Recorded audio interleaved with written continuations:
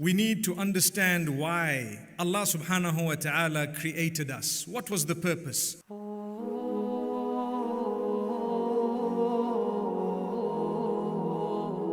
You need to get up and do something about your life. You need to. Until the day you die, you need to have hope. You have hope in the mercy of Allah. Either He will cure you or He will grant you Jannah. We need to understand why Allah subhanahu wa ta'ala created us. What was the purpose? Life is a test. We come into it and we are given a uniform. There surely is a master plan in that. And if we sit for a moment and ponder, we will realize that it's the continuity. That means it's a test. You will never ever perhaps agree with everything your parents do.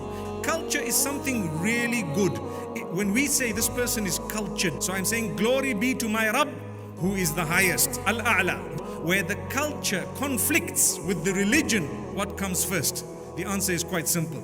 That is the only time when you said, you know what, the culture is actually wrong here at this point, because it's making life difficult and it's making it hard to be a person who pleases Allah subhanahu wa ta'ala. Therefore, this is the line. But to just pass a blanket ruling to say, you know, whatever our forefathers have done is all by the way, we don't need it, that is wrong.